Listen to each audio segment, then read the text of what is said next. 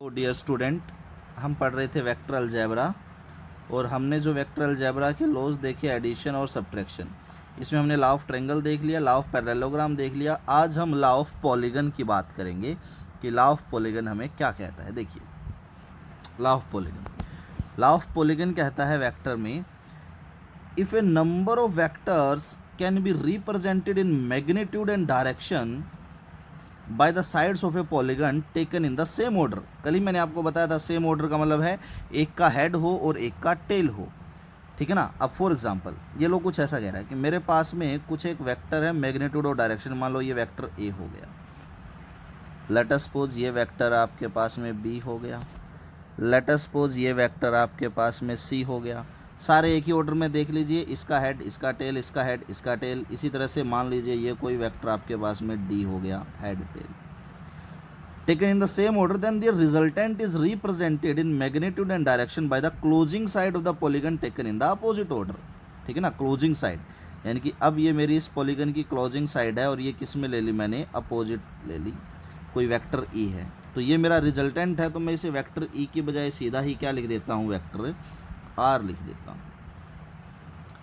Same वही बात है जो हमने लॉ ऑफ ट्रायंगल में पढ़ी थी। क्या पढ़ा था कि दो साइड बना रहे हैं, दो वेक्टर सेम ऑर्डर में हैं, तो जो थर्ड साइड है अपोजिट ऑर्डर में होगी वही रिजल्टेंट, वही बात यहाँ पर। लेकिन अब बस फ़र्क क्या है, यहाँ पर दो से ज़्यादा वेक्टर्स हैं, पॉलीगन हो गया। क्या कह रहा है, देखिए एक बार दोबारा से, law of vector addition state that, polygon law of vector addition state that if a number of vectors can be represented in magnitude and direction by the side of a polygon taken in the same order, then their resultant is represented in magnitude and direction by the closing side of the polygon taken in the opposite order। ठीक है ना। तो अगर आप mathematically लिखना चाहें तो आप इसको कैसे लिखेंगे कि मेरा जो वेक्टर आर है वो किसके बराबर है, vector A plus vector B plus vector C plus vector D के बराबर है। ठीक है ना। तो ये आपका है लॉ ऑफ पॉलीगन। अब कोई आपको कह दे कि भाई ये लॉ ऑफ पॉलीगन आप प्रूव करके दिखाइए, इसका प्रूफ बताओ क्या होगा। तो देखिए, चलिए इसका प्रूफ देखते हैं। मैं इसको प्रूव करने के लिए अपना लॉ ऑफ ट्रायंगल यूज़ कर लेता हूँ। कैसे यूज़ करता हूँ वो देखिए। अब जरा देखो, ये ए बी है, मैं यहाँ पर एक वेक्टर ड्रॉ कर देता हूँ हाइपोथेटिकल। मान लो ये कोई वेक्टर पी है। अब देखिए ये एक ट्रायंगल बन गई ए बी पी। अब अगर आप इस ट्रायंगल में देखेंगे, आप देखेंगे ए और बी तो सेम ऑर्डर में और वेक्टर बी है टक्कर मार अपोजिट ऑर्डर में।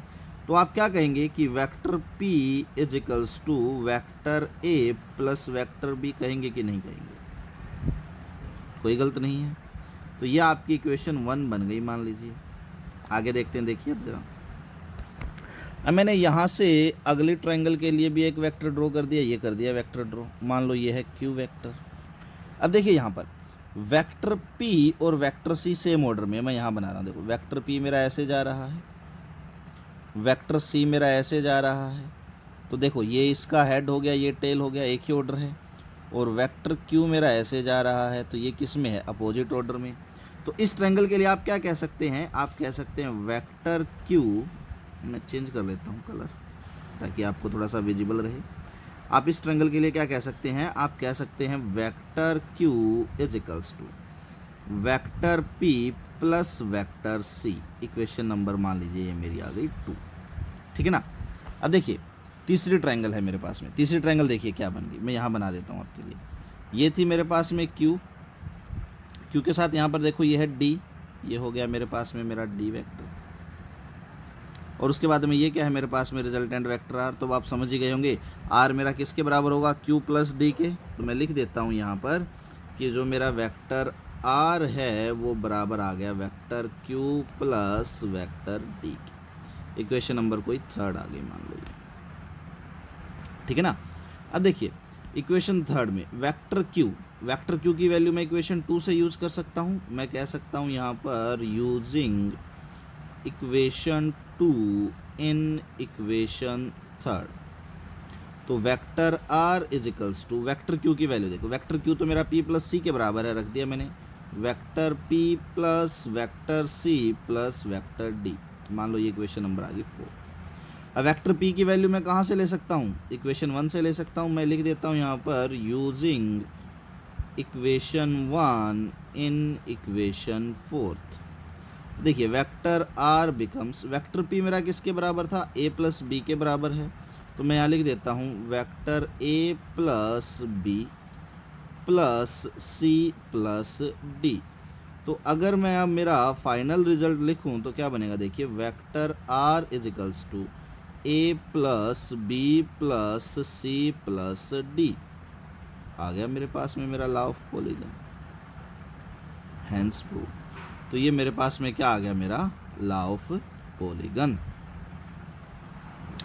ठीक है, अब चलिए ज़रा मैं समराइज़ कर देता हूँ आप लोगों के लिए। अगेन एक चीज़ और, अगर कोई आपसे पूछे मैग्नीट्यूड और डायरेक्शन निकालने का फॉर्मूला, वही है फॉर्मूला। मैग्नीट्यूड अगर आपको निकालना हो तो कहेंगे A square plus B square plus 2ab cos theta whole under the root. ठीक है ना।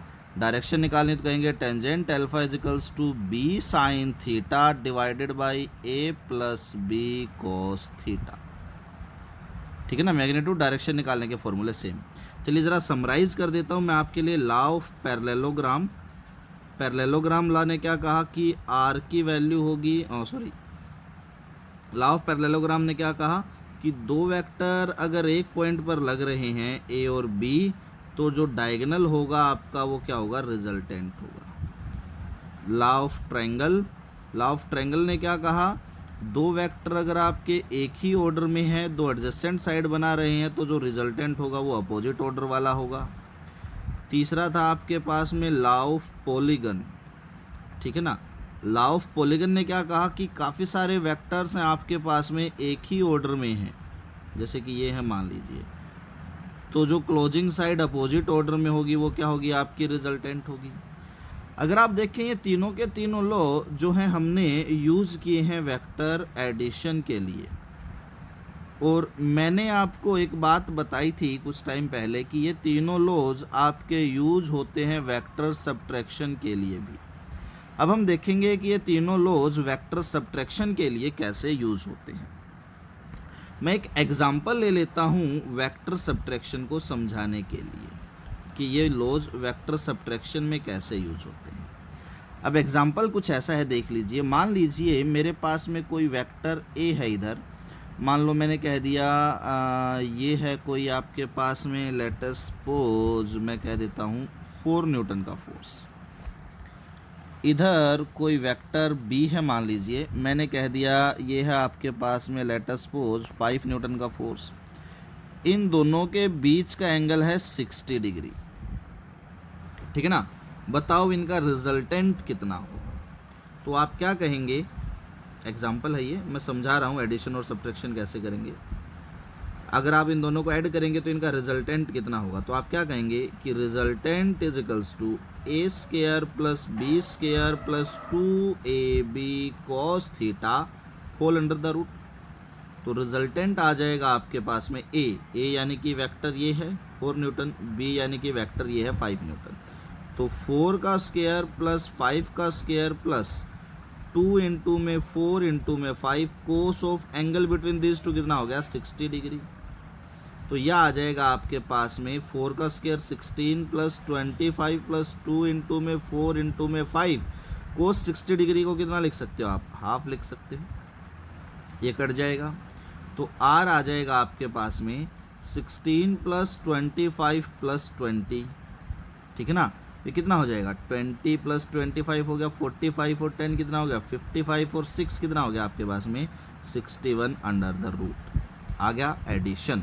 तो ये एडिशन था आपका। अब मैं कह दूं कि मुझे तो वेक्टर ए माइनस बी चाहिए भाई, रिजल्टेंट यानी कि सब्ट्रैक्शन चाहिए। अब क्या करें, तो देखिए अब क्या करेंगे, एक सिंपल सा फंडामेंटल है।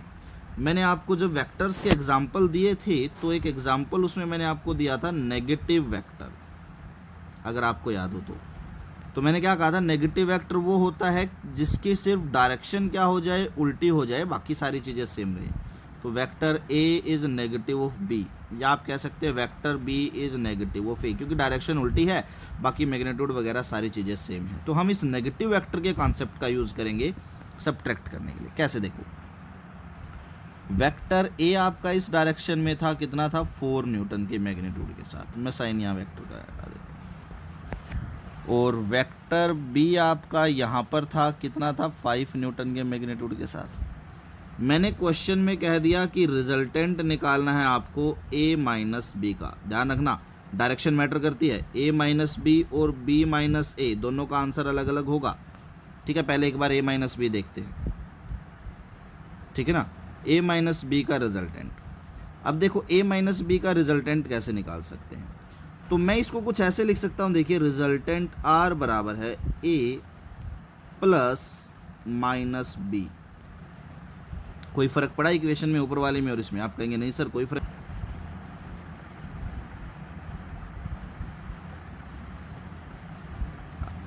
ठीक है ना। फिर से देखिए इक्वेशन क्या कह रही है, कह रही है कि अगर मैं b का नेगेटिव वेक्टर खींच दूं और o में a में जोड़ दूं तो रिजल्टेंट आ जाएगा और सब्ट्रैक्शन आएगा, a माइनस बी आएगा।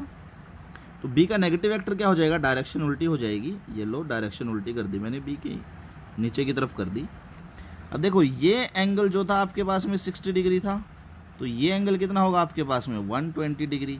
b का मैग्नीट्यूड तो सेम ही है। चलो जरा अब a माइनस बी निकालते हैं। फॉर्मूला लिख देता हूँ मैं a माइनस बी के लिए। क्या आ जाएगा, फॉर्मूला तो सेम ही रहेगा क्योंकि मैं तो जोड़ रहा हूँ, A square plus B square plus 2ab cos theta whole under the root. अब a की वैल्यू होगी 4 का स्क्वायर, b की वैल्यू हो गई 5 का स्क्वायर प्लस 2ab। अब कोस ऑफ एंगल, एंगल बदल गया इनके बीच का, कितना हो गया 120 डिग्री। तो कोस ऑफ 120 डिग्री हो जाएगा होल अंडर द रूट। ये कितना आ जाएगा 16 प्लस 25 प्लस 2 इंटू में 5 इंटू में 4। कोस ऑफ 120 डिग्री कितना हो जाएगा, माइनस हाफ से ये हाफ कट जाएगा। ये आ जाएगा 16 plus 25 plus sorry minus 20 under the root. आप सोल्व करेंगे इसको, आई थिंक ये 5 बच जाएगा, तो ये कितना आ जाएगा अंडर द रूट 21। तो यह आपके पास में आपका रिजल्टेंट आ जाएगा। और ये क्या होगा आपका रिजल्टेंट, a माइनस बी होगा। घटाया है हमने, इसको जोड़ा नहीं। तो इस तरह से हम नेगेटिव वेक्टर की हेल्प से एडिशन वाले फॉर्मूलों से ही क्या कर सकते हैं, हम सब्ट्रैक्शन कर सकते हैं, ठीक है ना। अब आपको करना क्या है, अब आपको निकाल करके देखना है b माइनस ए, ठीक है। अब चलो ज़रा एक बार एक चीज़ और देखते हैं, a माइनस बी, ये तो b था मेरे पास में, a माइनस बी का रिजल्टेंट इनके बीच से जाएगा, ये रहा डायरेक्शन ये। तो b माइनस ए का रिजल्टेंट कहाँ से जाएगा, वो ड्रॉ करके आपको आइडिया लग जाएगा कि डायरेक्शन अलग अलग होगी, तो a माइनस बी और b minus A same result नहीं होगा, ठीक है। आज के लिए सिर्फ इतना ही। Thank you, have a great day ahead.